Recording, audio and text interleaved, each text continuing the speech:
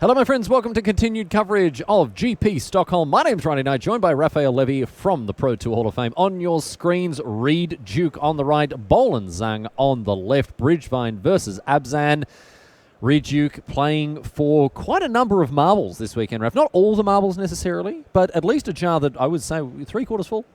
You see the number 2 next to it means Reed he's the second Reed Duke that registered to play Magic, and unfortunately we have to keep a numerical track of all the numbers of all the people with different names. No, that means he's number 2. Yes. Oh, sorry, he's the second best player in the world. Yes. Oh, okay, of course. And yes. he wants to improve that. By how many? By 1. Just one? You know what happens when you get past the number 1? Yeah. You become one with the universe. You become infinite. You become first. you know what? If you go past the number 2? If you go past the number 2, you become number 1. And that's what Duke is here to do. As we see, Stitcher Supply here for Zhang. Looks like Duke has a turn 1 play of his own.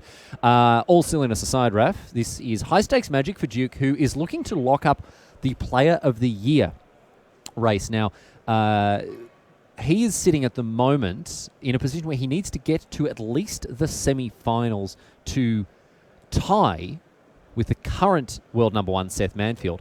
And if Duke does better than that, if he makes it to the final, Ref, automatically he is the Player of the Year, unless Luis Salvatto... He's playing against Luis in the finals. ...who is also in our feature match area this round, unless Luis Salvatto has anything to say about it, he's also in the running. Inquisition of Kozilek now for Duke, who has made the transatlantic flight to be part of this European GP. It's great to have him here, of course, and I know his fans around the world will be beside themselves to see the Duke putting up the Dukes and duking it out.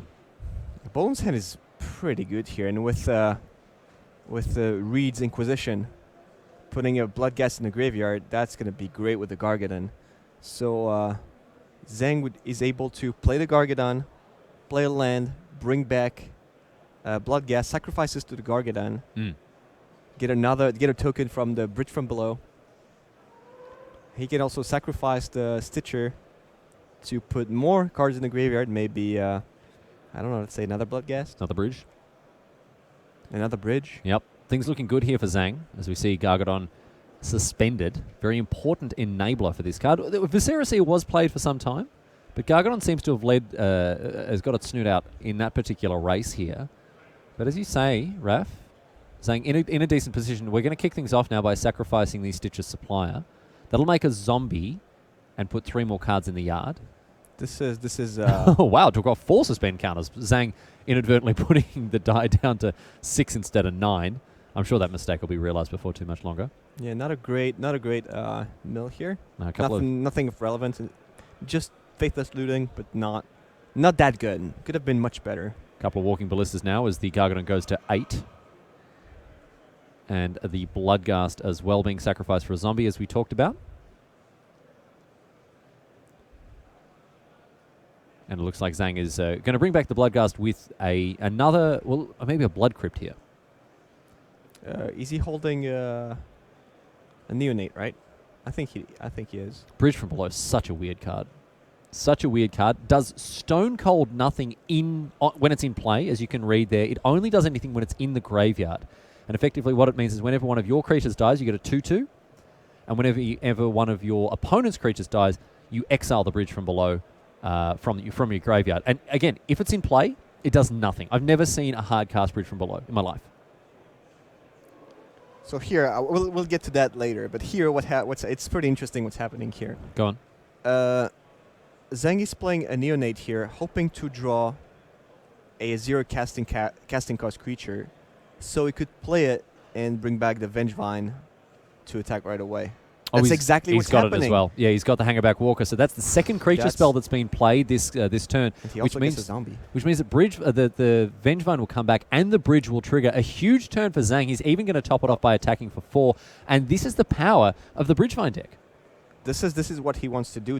I don't think there's anything Reed can do to get back from this game. And that's exactly what the Bridgevine deck wants to do. He wants to lock up the game on turn 2 or 3. This is the perfect display. The first times I played this deck, I was like, wow, this is too good. It's bonkers. It's too good. Yeah, it's absolutely bonkers. Sometimes it doesn't do that. It's a graveyard-based deck that makes Rest in Peace look too slow.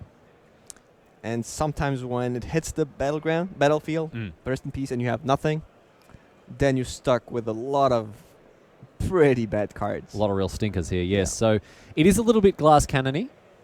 Glass cannon, yeah. It is a bit of a glass cannon deck here, as we see a Tarmogoyf come down for Reed Duke. Unsurprisingly, he is playing a green-black-based mid-range deck. Of course, he's known for playing Abzan, Jund, green-black rock, whatever it is. You can generally smell what Reed Duke is cooking. It's not too difficult to do that. I imagine he'll be one of the players that's very excited about the forthcoming Assassin's Trophy, the new removal spell in Guild of Ravnica. I talked to him last night, and he said, I'm going to play Abzan or Jund. I'll decide at the last moment. Okay. Obviously, he's gone for Abzan here. Although that isn't obvious to his opponent. We did see last weekend in Detroit, Duke conceded after playing some black and green spells early in a game without giving away his third colour to his opponent, who may have brought it in against Jund instead of against Abzan. Zhang now Thug. with the Golgari Thug. That is just a one-of in his list. Little dredge enabler there. So when it goes to the graveyard, you can put a creature back on top of your deck. So that may be a way to rebuy one of those zero-cost creatures there. As we see Vengevine sacrificed to the Greater Gargadon. What does this indicate here, Raf? That means he's going to bring the Gargadon back. You're going to get the Gargadon You got into to play get the this Gargadon, turn. and that's going to be the second creature he plays. So Golgari This turn. Thug sacrificed to the Greater Gargadon, putting a Goblin Bushwhacker back on the top of the library here. Now we cast a Gargadon. Gargadon comes into play, brings back the Vengevine because, of course, the Gargadon is cast. And this is just an enormous attack happening on turn 3, attacking for 500,000, and Reed Duke has to pack him up. It's actually 14, exactly 14. So it's 5 zombies, Vengevine, and a Gargadon. Oh, because the Gargadon would be blocked by the... Yep. So it was an attack for 23. 9 of it blocked by the Tarmogoyf there. So Duke is just dead to rights. So we see Duke immediately grab 3 white cards out of his sideboard. I think those are the cards that he knows he's not bringing in. They were 3 copies of Stony Silence there. It might have even been 4 copies, excuse me. Now, I like what Duke is doing here. If you have enough time to do it and you're not being too obnoxiously slow when you do this sort of thing, ladies and gentlemen, when you're playing in a tournament Magic, it's a good idea to shuffle your entire sideboard into your deck and then take out the cards as you go through it, as we see Duke do here. Now, I like this a lot. It disguises how many cards you're taking out, bringing in. It disguises how heavily you're sideboarding. The only thing you have to be very aware of is it is a little bit more time-consuming. So again, you have to make sure you're not being too egregious with the clock, with the amount of time that you take in doing it. But I really like it. It's a next-level sideboarding strategy. Yeah, it's also opens up for mistakes. Yeah, it's true. That's why I've never been a fan of this technology. You shuffle your deck in a sideboard, and I don't know what can happen. You can look through your deck, and you don't realize Have a that one brain card fart, does not belong in the deck. Yeah. Say, oh, you've been playing that card for so long, you know it's in the deck. You don't realize that it's really not for that matchup, and you open it up in your hand. Yeah. You're like, oh, There you go. okay, what is this doing here? How did this happen? That is true. Yeah, you do have to be very vigilant with how So, you manage it. But you need to be at 100% at a time where you could take 5 or 10 seconds to take a little breathe. And do what Duke is doing now and look over your board once again Yeah. to make sure that you've got the right cards in and the right cards out. But especially in decks that tend to have a more fluid approach to sideboarding. For example, White-Blue Control. White-Blue Control will play a negate in the main deck, for example, a traditional sideboard card in the main deck, because it's good in a wide number of matchups anyway. And so it's very different to something like, you see the classic 3-3-3-3-3 sideboard, which I love, by the way, or the 4-4-4-3. Cool. Which is a very different, when you're sort of taking one piece out of your main deck and putting a different piece in your sideboard. It's very different from Frank's strategy, which is 1. or as many 1-0s as you can get, little Frank Carson. Oh my goodness, what a joy it is to know him. Let's have a look at what's going on in these sideboards. Start off with Bolan Zhang. He is playing one of these 4-4-4-2-2-2 sideboards here. 4 Ancient Grudge, 4 Leyline, 3 Fatal Push, 2 Dark Blast, and 2 Blasphemous Act. Okay. I like that. Blasphemous Act, a very cheap sweeper here, and something that'll hurt your opponent a lot more than it'll hurt you. as we see one of the most precise and careful pile shuffles I've ever seen from Bowl and Zhang, whereas Reduke is on chaos mode, just turboing him out there like that. I like how he puts them back together. Yeah. If a pile is not. It's very. I mean, this is next level stuff from Bowl and Zhang with pile shuffling. Although a little sloppy there this time around, especially those piles on the left. I think he needs to bring those ones back together. But overall, great stuff from him with his pile shuffle. Duke a little bit more chaotic there like that. Let's have a look at his sideboard. What's he working with, Raph? So it's 2 Path to Exile and a Nihil Spellbomb, in addition to the 3 Scavenging Oozes and the 1 Nihil Spellbomb in the main. So in terms of graveyard hate. Yeah. And then 4 copies of Stony Silence. They're not going to be much use. 2 copies of Choke, certainly not coming in. Double Collective Brutality and 3 Fulminator Mage in addition to a single Kitchen Finks. Not looking at any of them. I mean, they're not really where you want to be. I think Inquisition is... I don't know. Do you keep Inquisition? I mean, we saw in Game 1 one of the worst was, Inquisitions of all time. That was pretty bad. It's a real stinker. I think on the play it's fine.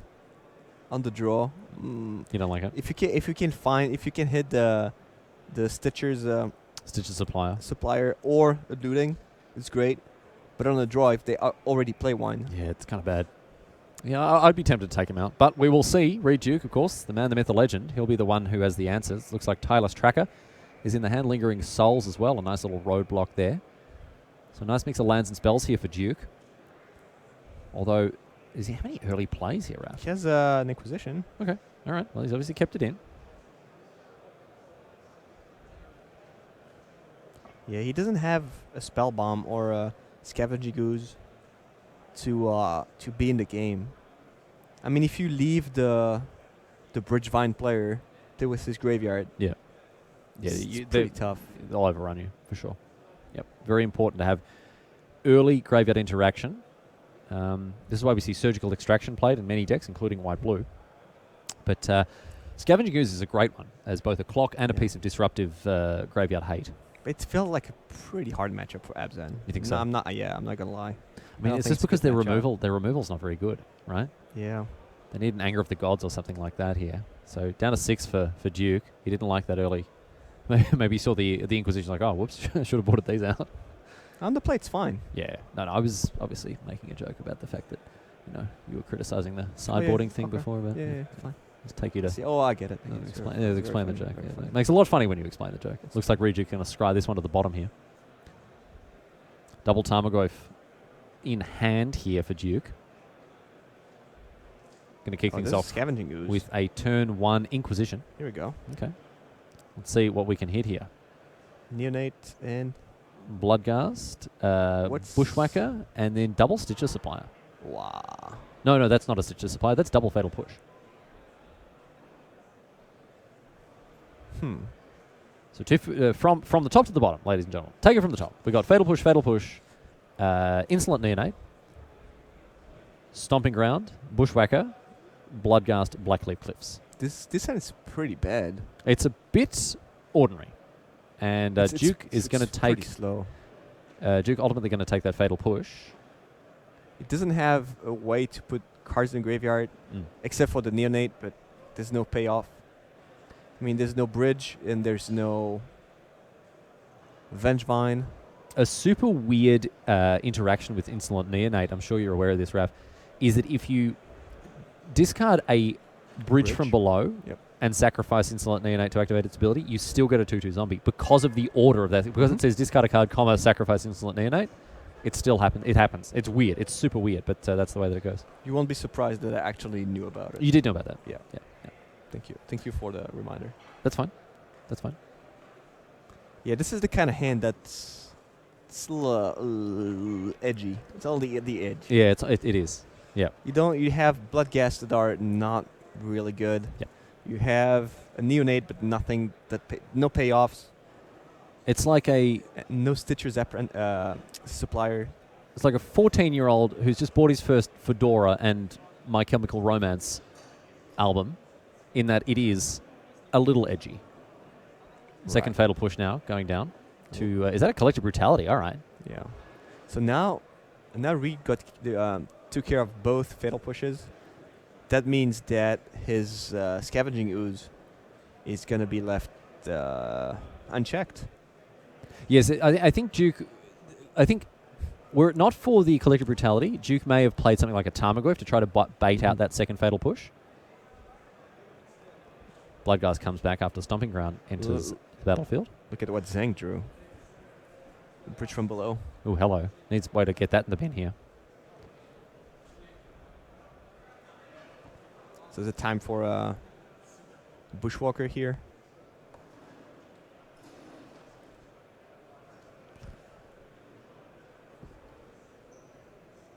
We could see some bushes whacked here, Raf. Certainly be one of the least impressive bushwhackers that we've ever seen. I would still attack for 5.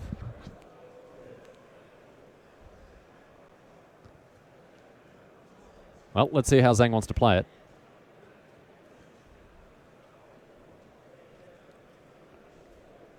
So just 1-1 Ballista. So quite a start from Zhang, to be sure. Hasn't really found those early broken plays that that typify this deck. And it's a Tarmogoyf for Reed Duke as well here. Duke not in a position to leverage a lot out of a Scavenging Ooze immediately. Although there's not a lot for him to really do. Even if he had 1,000 million green mana, there's not a lot for him to do in terms of, you know, disrupting the opponent's graveyard.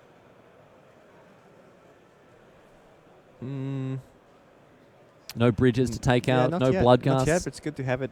Sure. Have it there. Like every time you have a green mana open. I mean, a 4/4 ooze is also pretty good already. It's a nice blocker. Yeah, kind of holds off almost anything. Once you get to 5/5, even holding off those big Venge Vines there. Second bridge. Oh, man. See, things can go super wrong. Yep. You talked about the glass cannon. Yeah, At the moment, this glass cannon has been well and truly spiked here. So actually, that sums up pretty much all the games I played with this deck. Yeah. When you go off and you kill, you win all the games on turn 2 or 3. Like, wow, this deck is awesome. It's insane. And it doesn't matter what your opponent does. I think it has a very high fail rate. Yeah. It just loses to itself a number of percentage of the time. And you do some very, very weak stuff a fair amount of times. But when you do good stuff, oh boy. Oh boy. Oh boy. Oh boy, it's very good. Now we see a second Tarmogoyf here. Looks like Duke's on the beatdown plan, not wanting to disrupt the graveyard too much here from Zhang, who is still a long way away from doing anything. I guess a single Faithless Looting would put him back into it here. Yep. So I talked to, someone came to me last night as I was having dinner.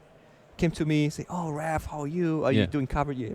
Oh, I love your discs. I love your songs." Like, okay, fine. Thanks. Yeah. And he said, I get that too. I just find that sometimes it takes a long time to remind them, like, of who you are. Yeah. Do you know what I mean? Yeah. You say, no, you know, Riley Knight from coverage. You know me, don't you? No, don't go anywhere. Sit back down.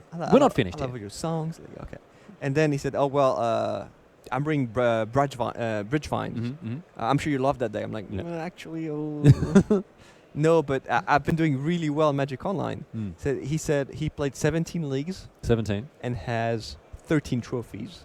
Wow. Like, okay, well, that's pretty good. That's pretty good. How do you do that? Yeah. And he said he was playing green from Grizzly Salvage. Oh, wow, yeah. Another way to fill up the yard. I like and that. I said, "Oh, okay, well, that sounds that sounds like it could work." Yeah. I mean, a Grizzly Salvage here would be pretty good. Pretty good. Yeah. So now we see Duke with the Scavenging Ooze. Interesting, he's chosen to deploy the Tarmogoyfs first. I think there's two reasons for that. One, obviously just wanting to beat down. The second one is the Ooze is now out and can be activated this turn with that third land. So that's huge here for Duke, because it means that Zhang really has to pull quite a few strings together if he wants his graveyard to have any impact on this game whatsoever. Yeah, another problem with that deck is that if you don't go off in the first few turns, you can't really come back. No, and we saw exactly that there. Zhang never really put his foot in the door at this stage. He was kind of stubbing his toe on the outside of his it. fingers. Oh yeah. No, he's there like pulling and pulling and pulling it, and the sign says push, and Duke's just come and said, "Mate, it says push." I was like, "Oh, thanks. Sorry, I was going to try to lift it from the bottom." But yeah, no, cool. Let's go to game 3. So it's perfect display of what the deck is about. I think we've had a really nice dichotomy of the deck when it's fantastic and unbeatable, and the deck when it just looks like a big pile of garbage. Yeah, especially like the zombie deck, pile of garbage is like. Do zombies come from garbage? No. I think they come from like. They come from like graveyards. Yeah, it's not garbage. No. That's in. I guess like a garbage pile, in during like the Black Plague or something would probably have a. No, but then they burn them. They burn the. I don't think a garbage pile. I think generally speaking, you want your garbage piles to be corpse free. Right. Generally. Right. There aren't many situations where that statement isn't true. So I think zombies emerging from a garbage pile, if that's happening, you've got big problems. One of them is the zombie apocalypse. The second is that you need to get your garbage right. I mean, in the music clip from Thriller, yes, like they actually come from. They do. They do. That's why. That's the image I had in my mind. Yeah, right. Of course. Yeah. So Bolan Zhang playing Michael Jackson's Thriller at 4-0 here, and Reed Duke on the fairest of them all. Mirror, mirror on the wall, which deck is the fairest of them all? It is Abzan or perhaps Jund. And he hasn't. He played a White Source. He opened with a Godless Shrine. Yeah. So that particular cat is out of the bag, I would say. Raf, talk to us about Assassin's Trophy. I know there's been a lot of chat about it. I wrote an article about it on TCG Player recently about the fact that it was going to, in my mind, eclipse a lot of the other removal in Modern. I think you're going to play your first copy of Abrupt Decay after your fourth copy of Assassin's Trophy. What are your thoughts? I think it's going to kill a couple of decks. I think Tron is going to be gone for a while. We haven't seen too much of Tron the last couple of tournaments. No, I mean it's the natural predator of many decks that aren't doing well at the moment, and the decks that other decks like White Blue, previous Prey, have evolved to beat it. And I think that's just the nail in the coffin. Yeah. I mean, being able to destroy a land, it's pretty sick. Yeah, it's pretty sick. But okay, let's say for example you're building Jund, right? Do you play Terminate before Assassin's Trophy? Probably not. Do you play Abrupt Decay before Assassin's Trophy? Probably not. So I think what we've seen, especially in Jund list, less so in Abzan, but more in Jund list, is this sort of diversified, one Maelstrom Pulse, one Terminate, one Dreadbore, two Abrupt Decay. I think that is going to become 4 Assassin's Trophy and X. I don't know. What do you think the same, or what are your thoughts? I think it really depends on the deck you're playing. Well, Jund. Yeah. Well, would Jund be good? We'd make Jund good on its own. I mean, it's a great hit off Blood Red Elf. It's always going to have a target. It's true. Colonnade against White Blue. Yeah. I mean, Yeah. I think it's going to be a great card. I usually have my, just take a step back. So yeah, you're pretty... Maybe, but I think it's going to be a great card. All right, some guarded optimism there from Ralph Levy. Let's see how optimistic these two players are about their opening hands. Look at that. Reed Duke right now, inscrutable. You couldn't tell if he was going to mulligan. You couldn't tell if he was going to keep it.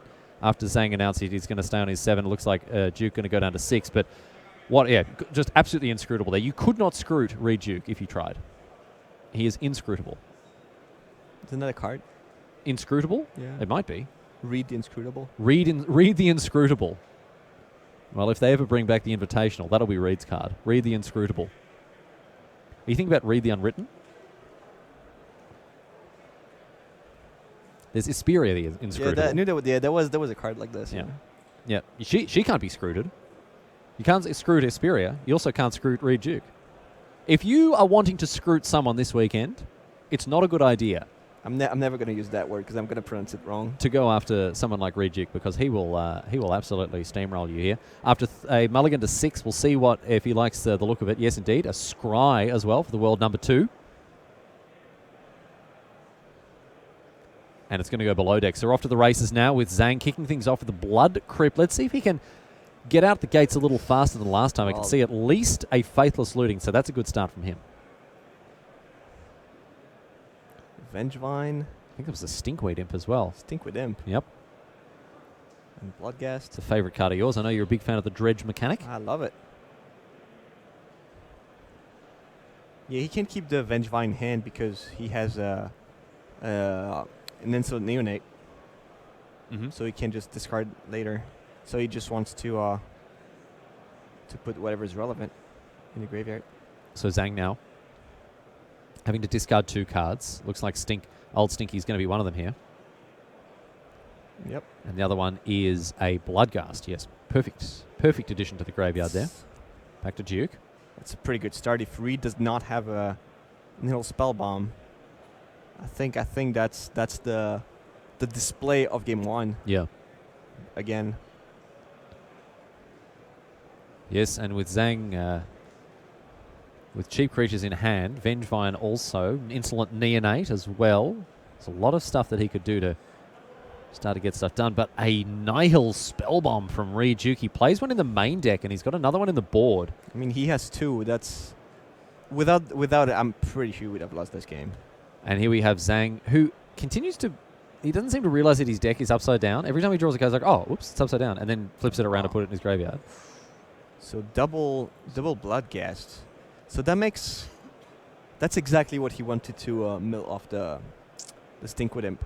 He wanted to force Reed to sacrifice his spell bomb right away. Because Bloodghast is the perfect thing because Reed won't be able... Reed has to act now. He can't let Zhang get into his main phase because if Zhang plays a fetch land, he can bring the two Bloodghasts. No, he can respond to the trigger by exiling them, surely. No, he can. Yeah. But then Zhang would sacrifice his fetch land and put another landfall on the stack. Yeah, sure. So he would bring only back. if it's a fetch land. Yeah, sure. Yeah. So end of draw step. Yeah. So this is dredged. End of draw step. Reed will sacrifice the spell bomb.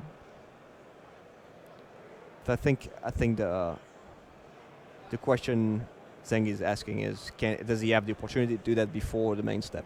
The answer is yes. Yes, of course, yes. And the judge is going to intervene here. You can see Bolan Zhang on some pretty next-level technology, not just with his deck, but also with his jumper. Have you noticed he's got one sleeve rolled up, one sleeve down?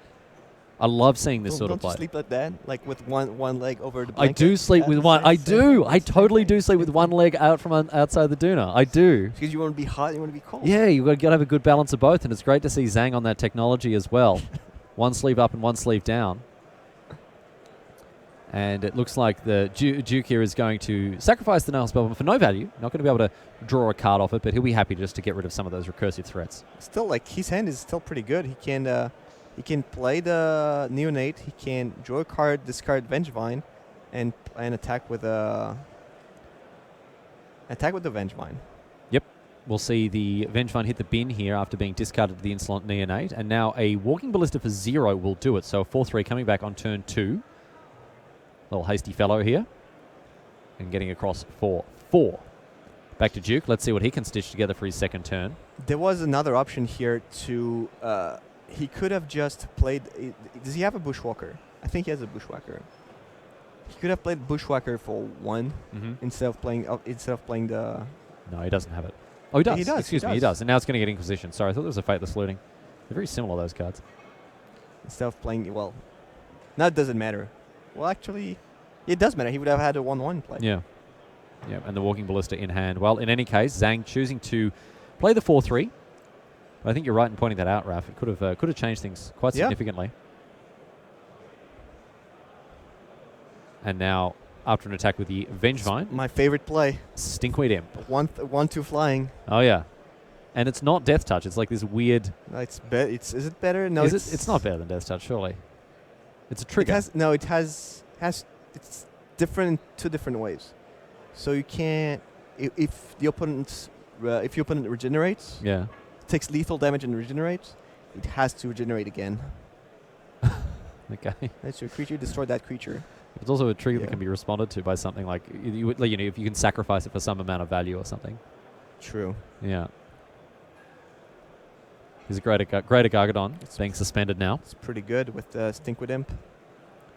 Sacrifice it, draw it again. Sacrifice it, draw it again. Oh, taking off 2 time counters a turn.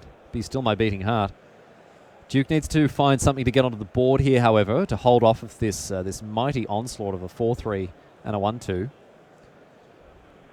Looks like he's going to take a quick break from the proceedings here. You can see actually that he's talking to a judge right now. He's got his right arm on his hip. Maybe seems deep in discussion here. Maybe he's asking about the Death Touch ability. He may be doing that. And it looks like Bolan Zhang again with next level placement. He's put a playmat on his lap. 1 sleeve up, 1 sleeve down, playmat on the lap, massive big bracelet on the left wrist. I'm loving the stees of Bowl and Zhang.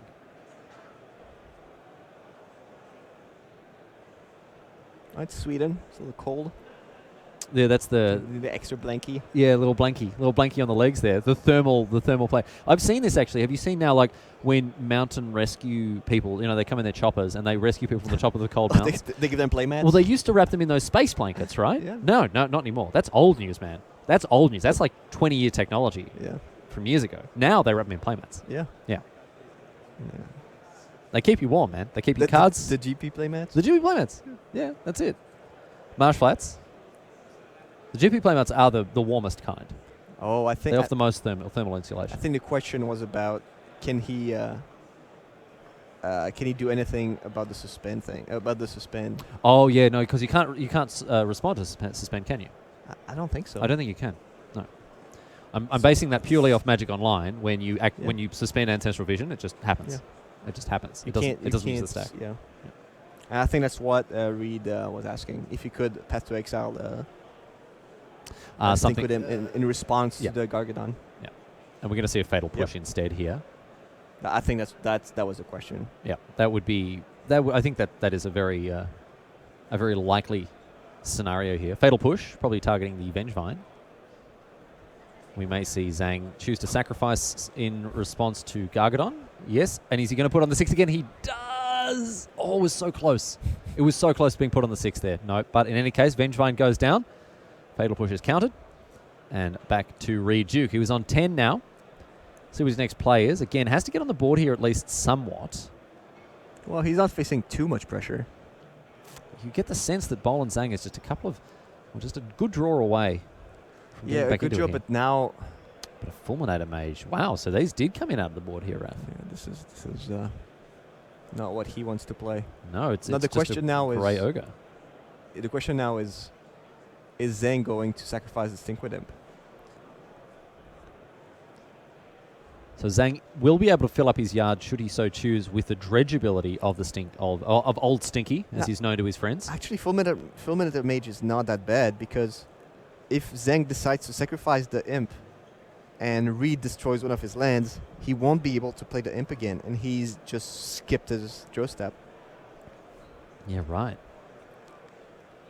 Well, he's going to sacrifice it. Okay, so Greater Gargadon down to 8 here. And Duke, as you say, with a Stone Rain waiting in the wings here, thanks to Fulminator Mage. Zhang will dredge the Stinkweed Imp. And again, Zhang is orienting his library in a way that I just find so amusing. Any good hits here? Bloodghast so far.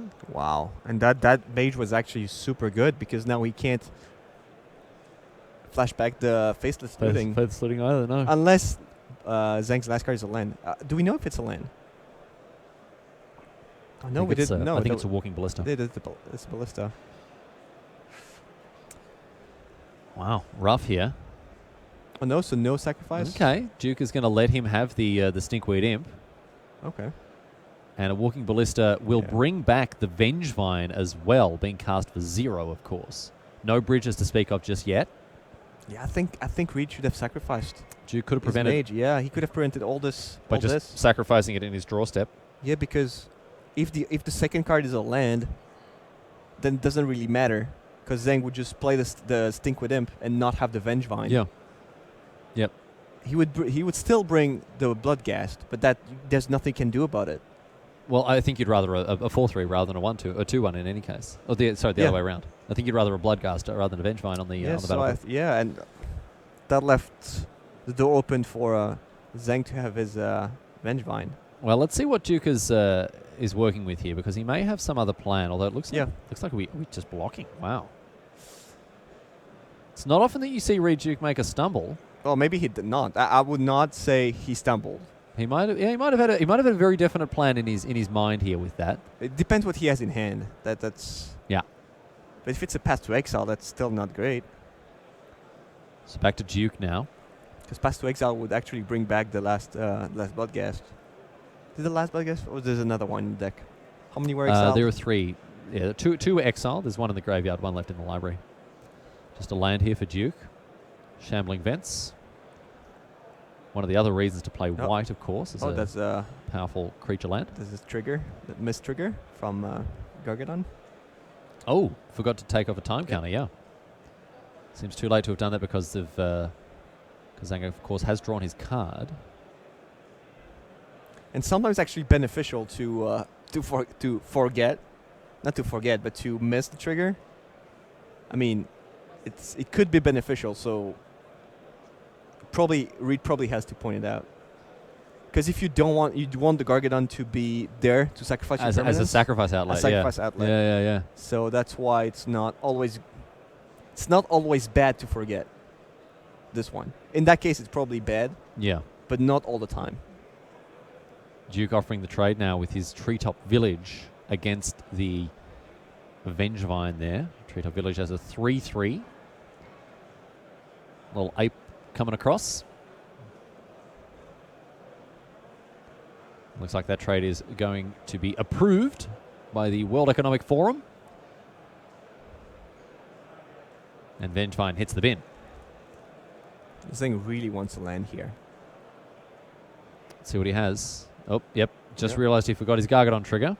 So a judge will be involved here to resolve this situation. But And I think it's going to be Reed's call yeah, as to whether it happens or not. So if you're Reed, do you want the Gargadon to be... on 6. Yes. Okay. All right. Never mind. You don't want that I was guy hoping- to be around. I was hoping to be able to fill the judge call with just a bit of, patter and chat about All the right. whole thing to Oh, to you- slow go things ahead, down. go But ahead, no. We've answered the question now. So I was just thinking we could probably milk or get a good 15 seconds out of this thing here to fill the silence. But instead, I'm just filling the silence with me talking about how I was planning to fill the silence. So it was filled anyway. in the end, it's it all comes out in the wash. And this particular unfulfilled desire is ultimately irrelevant. So no worries. And the judge call seems to have gone the way that you suggested it would there, Raf. So 6 scanners. So the trigger was missed.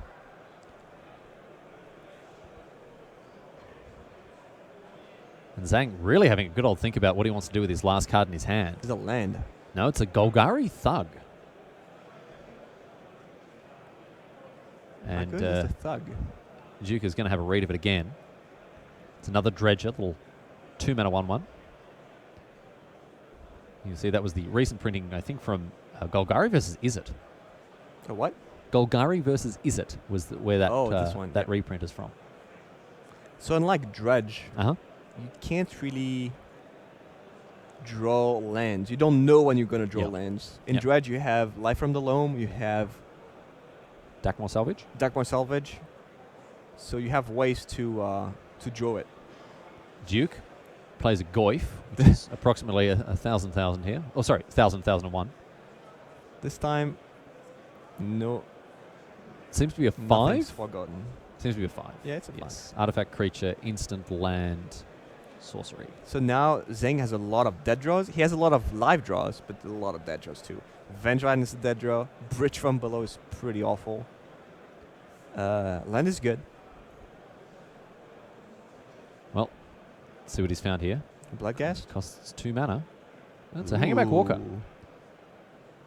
This one is sweet. Hangerback Walker for 1. So that's going to provide him something to feed the Gargadon by the look of things here, as the Walker takes it down to 3, as indeed does the Thopter token it created. And that token, that missed trigger, is going to haunt him really badly here, because now the Gargadon could have been on... Could have attacked this turn. I think that's his plan. He wants to attack this turn. He will bring back the Vengevine this turn. But man, now he's going to have to sacrifice his lands. Yeah, it's a steep cost to pay. It's a steep cost to pay here for the Gargadon to come into play, although it does force Duke into blocking, unless Duke has something to say about it in his hand. So does he have 3 after he sacrificed the Thopter? He sacrificed the Walker and the Thopter. Okay, so It was on 5. It's indeed 3. It's on 3 currently. So now he has to go for it. It will bring back the Vengevine, as you mentioned, as we've had a creature spell already cast this turn. That's also pretty awful, because sacrificing the Thug, you have to bring something back on top of your deck. So that means Like it's mandatory. so it means a bad draw next turn. Yeah. Yeah. So he doesn't seem to have done that. No, I'm positive Oh. it's mandatory. Tim Willoughby, ladies and gentlemen. He's been sitting on that one for a while, I bet. He's so ready for it, ladies and gentlemen. I didn't see it. What was it? We're getting the waggly eyebrows from him. The countdown is at 1, ladies and gentlemen, with Gargadon on a single suspend counter. Now, I think we have to make sure that something is put back on top. Yes, yeah. It is not a... No, it's not. It's you have to Okay, so that hasn't happened just yet. put target creature. Yeah. It does have to happen. So we do need to make sure that gets sorted out. Have we got perhaps... There may be a discussion going on there with the judge right now, but the Golgari Thug trigger is not... it's mandatory. It has to happen. Yeah. So we may indeed have a judge taking care of it right now. Looks like Zhang is conferring with the judging staff right now because he's already taken another game action. Yeah. So talking about this, that means the next draw, Zhang's next draw is going to be dead because he can sacrifice another land, but he can't do anything with it. Yeah, right, because he's going to have to... He's not going to be able to cast anything that he draws, yeah.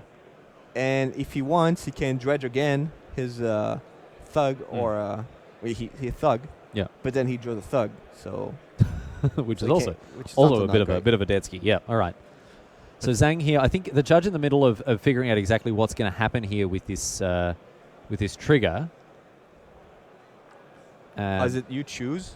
Oh, what? Oh, now Duke gets to put one on top. So then he puts the Vengevine. Oh, no. Oh, no, it's fine. That's still fine because he would just do it in response. And that's actually the worst thing he could do. If he chooses to put the Vengevine on top, then he sacrifices a land. And then it comes back. Yeah, okay. So that would have been that would have been pretty spicy, but no, it's not going to work like that because, of course, it means that Zhang can bring it back in response, as you say. So we're going to see Duke here choose nothing. You can see Zhang has sort of divvied up his graveyard between relevant and non-relevant cards. I think the best thing he could do is either bring back the Thug itself. So it looks like nothing went back on top. I think putting the Thug on top is the best way. It's the best thing you could do. Okay. Well, in any case, we have the Greater Gargadon into the battlefield, an attack for everything now with the Vengevine and the Greater Gargadon in addition to that Stinkweed Imp. Tarmogoyf forced to block the Gargadon here. And Duke going to take 5 down to 4. So Zhang somehow coming out ahead after those very stormy seas. But left with a lot of creatures and no lands. Duke with 1 card in hand. He needs something off the top here. Now the spell bombs don't do anything anymore. Now he's facing a 4-3 and 9-7.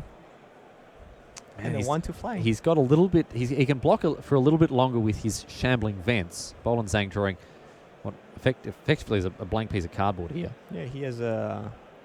And there's a Bloodghast waiting in the graveyard. Yep. So found a land there. Brings back the Bloodghast. 4 attackers coming across now for Zhang. It's been a weird game, but I tell you what, Zhang has pulled it together one way or another, and Duke has nothing to say about it. Picks up his first loss at 4-1 here at GP Stockholm. Unfortunate for Duke and Zhang there. Ultimately, getting a good bounce after a couple of tricky little spots to navigate, but ultimately coming up with the goods at 5-0. Yeah, the good display of the Bridgevine deck. We saw kind of all facets of the deck, right? The first one, it just came out of the gates like a greyhound, got it done very quickly. Second one, just... Nothing. Blankies. Just absolutely misfired. And then the third one kind of ground out this weird game against Abzan. Certainly a very strange deck, and one we're going to keep an eye on, of course, as the tournament continues. We're going to take a break, my friends. Stick around on the other side of that. We've got Time Walk Magic for round number 5, so we'll see you after this.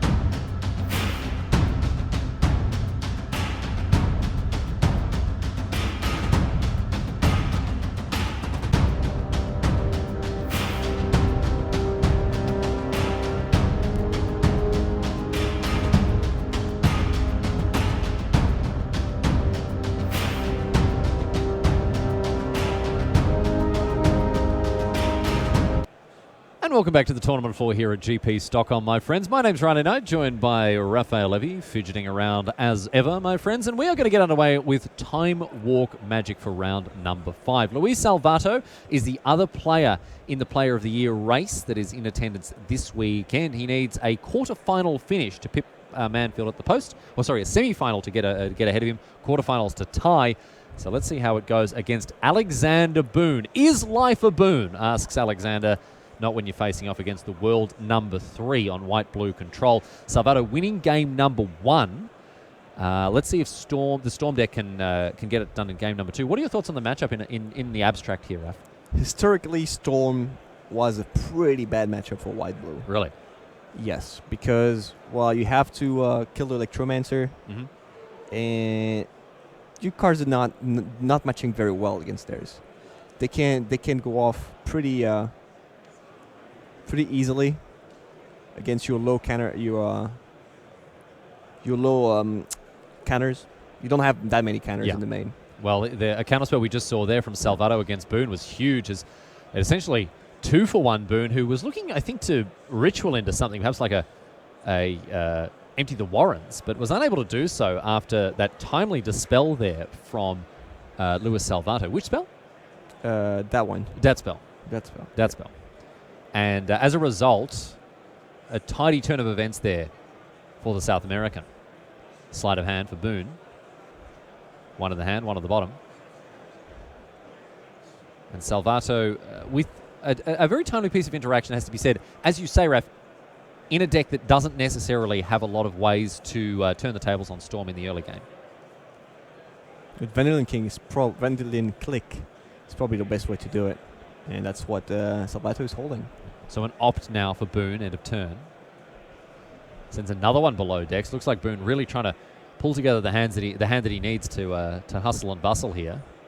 Salvatto with that V-click, as you said. Let's see when he wants to fire it off. Also has Snapcaster Dispel. So may want to hold that one up to snag a gifts or something like that. No, just going to be a V-click in the draw step. So a riskier proposition, but all the same, let's have a look. Goblin Electromancer, pieces of the puzzle. It's a pretty good hand. Pyretic Ritual, Echoing Truth, and an Empty the Warrens there. Empty the Warrens with a new art. So I think that's what Boon was firing towards. Now, what does Salvatto take here? This is the question. I'd say piece of the puzzle. Piece of the puzzle, a weird one, bit of draft chaff from Shadows over Innistrad that comes in post-board for the Storm deck as a card advantage engine and a card selection engine that doesn't rely on the graveyard. If Salvatto doesn't have answer to Empty the Warrens, I guess that's probably the good pick as well.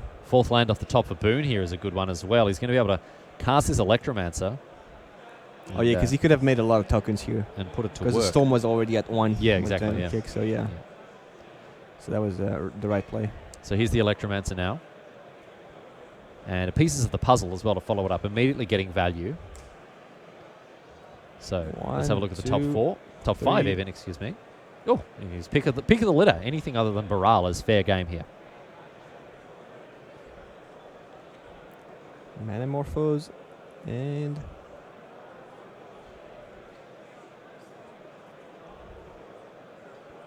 he doesn't need the Grape Shot in his hand. And the graveyard is just as good with Pest and Flames. Very true. Very true. As we see V-Click come across now for 3. And this is a good amount of pressure here from Salvatto with Boon already on 13. I think those Shivan Reefs and Shocklands have done a little bit of damage to him here. Let's see what his next move is now. Thing in the Ice. Another piece of post-board. The Thing. The thing about this. The Thing. The Thing. What's the Thing? Well, it provides an alternate win condition, obviously, as a way for any deck that's trying to churn through instants and sorceries. I see. That's the thing. I see. That's the thing about the Thing. It is icy. Very good, Rav. Very good. You caught it. You're very proud of yourself with that one. That was fantastic. Boon now. Going to follow that up with a Serum Visions. Thing down to 2, or down to 3, I should say. Still a Metamorphose in hand here for Boon. 2 lands on the scroll. Land. He might. Going to keep an island on top, push the Shivan Reef. The 2 Shivan Reefs are... Sends it back to Salvatto. Are painful. Yeah, yeah. Well, he's managed to avoid it this turn at least. Here's a Field of Ruin now from Salvatto. Maybe hunting down that an extra white source here. Although he does have... He's got a Plains in hand. That's all good. See what his next move is now. Could play it to Ferry and keep that Logic Knot up. That may be the goal here. Hero of Dominaria enters the battlefield. Boon going to take one. Manamorphose. All right. Draw a card. 2 mana floating. And passes. Does have an Echoing Truth in hand. Might fire that one off.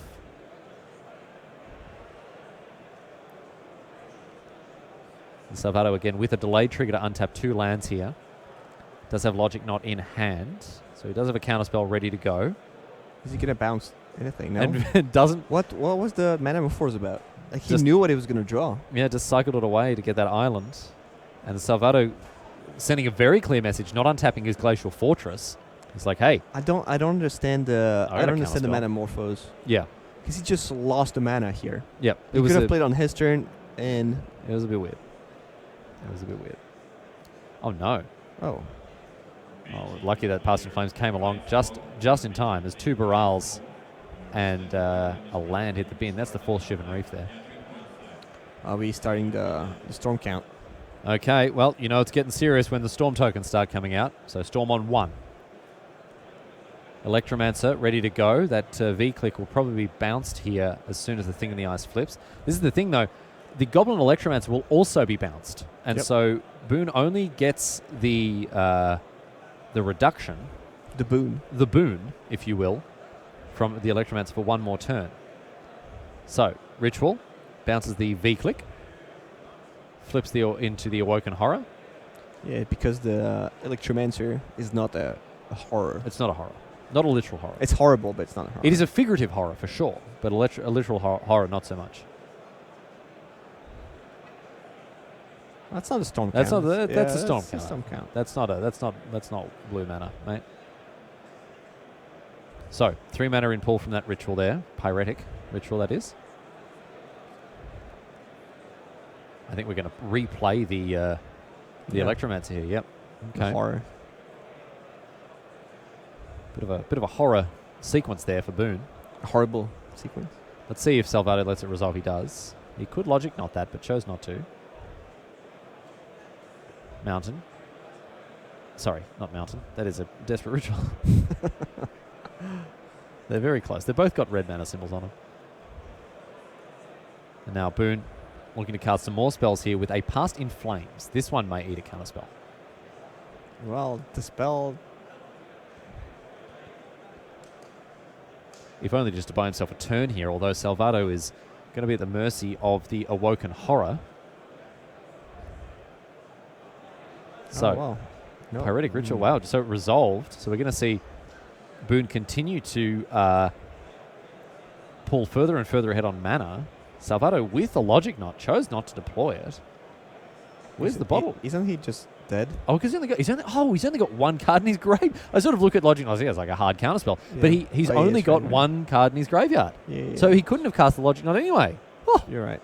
Alexander Boon. Masterful stuff from him. So unable to use that counter there.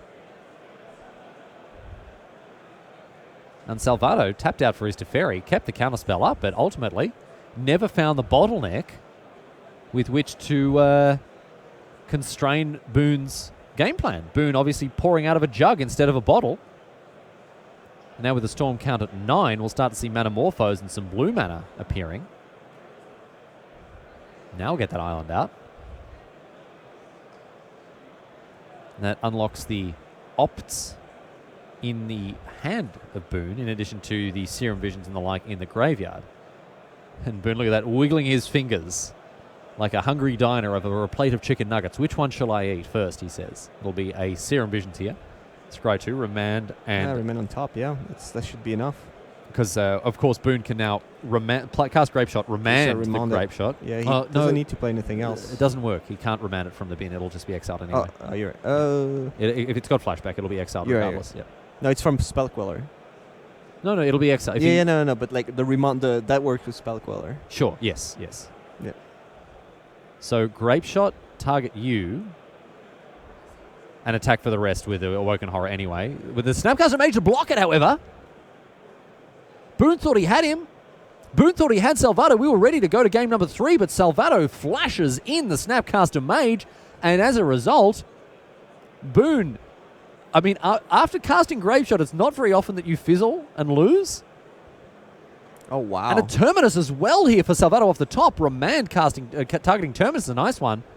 But here is the logic, not again. Why didn't he remon the Snapcaster Mage?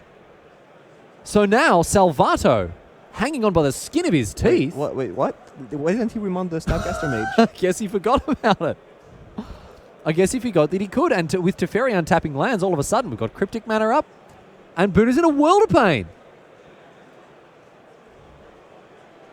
That was one of the most startling turnarounds you're likely to see. Alexander Boon just got complacent. Didn't keep his eye on the ball there, and he's paying the price. He's an op now.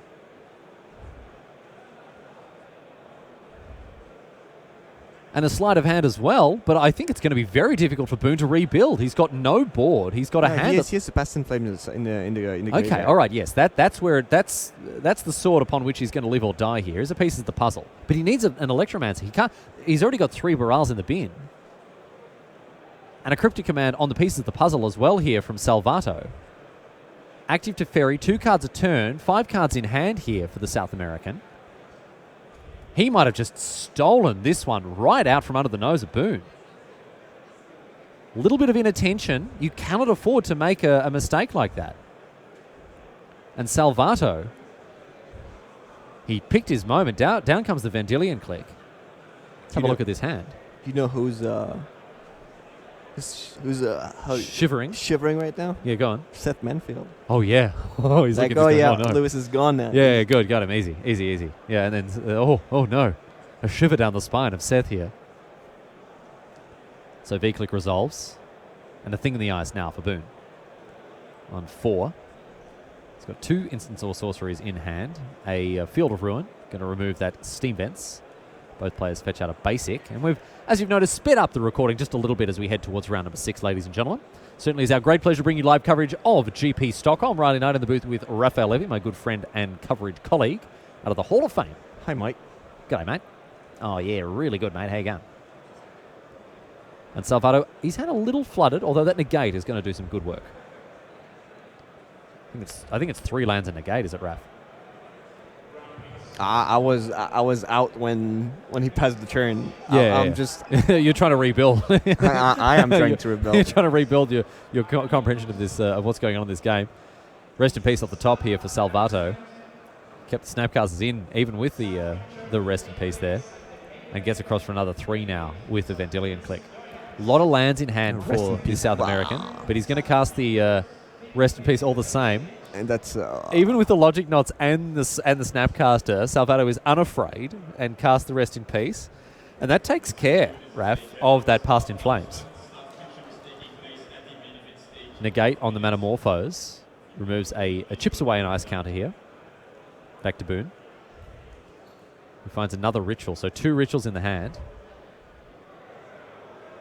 of Alexander Boon, and another Field of Ruin now. Going to be an island for Salvatto, and an island for Boon here as well, by the look of things. And a Hallowed Fountain off of that flooded strand. Salvatto really, I mean, all it would have taken was for Boon to remand the Snapcaster. But now we're seeing a Teferi Emblem, which is going to be devastating for Boon here. Salvatto can just start drawing cards, exiling everything. A second Teferi, immediately going upstairs. Get that thing out of here, he says. No. Going after the he doesn't care about the 0-4. Oh, wow. Yeah, the thing is, even if the Thing in the Ice awakens, Luis can replay the Vendilion Click. Yeah. And block. Yep. Desperate Ritual takes the thing down to 2. Oh, but he drew a Pass to Exile, so... Oh, okay, so it's all over Red Rover. Yeah. Easy game. Alexander Boon making the most of the time that he has here to, try to stitch together whatever he can. Playing the cards while he's got them. Storm count 2 Going to see a grape shot here. Oh, that's unfortunate. It's a sad grape shot. He had so many more spells to play to put Luis to less than. Yeah. He didn't have to put him to 13. He could have put him to much, much lower. I mean, he could have probably stitched together enough to get him all the way down to 20, at least a lot lower. And now, with the Awoken Horror flipping, the Vendilion Click back to the hand, and Grape Shot going after Teferi for 3, and Boon probably realizing this Awoken Horror is not going to connect. Path to Exile removes it from the game. Oh, you know what he could have done? Go on. He could have played Vendilion Click on himself. Yeah. Put the Path to Exile at the bottom and draw a card. And then with the Teferi emblem, remove the. Oh, remove the. Oh, that could. Yeah, so right. He just lost a card here. He just gave up a free card out of his library. Jace the Mind Sculptor, Brainstorm. Yeah, that's going to be enough there. Exile all of these lands. So Alexander Boon left with nothing on the battlefield except for his Storm counter. And that is the end of that game. And indeed that match, Luis Salvatto, the world number 3, picking up a very easy win after it was essentially handed to him by that very unfortunate misstep there from the Storm player, Alexander Boon. Unfortunate, that's how we call it. Yeah, that's the way that it goes there, unfortunately. However, that Snapcaster Mage ultimately able to block, and from there, Salvatto just cleaned up. My friends, we're going to step out of the booth now. We do have Tim and Simon joining you for the next round of coverage, so stick around. Plenty more Modern coming away from Stockholm. We'll be back after this.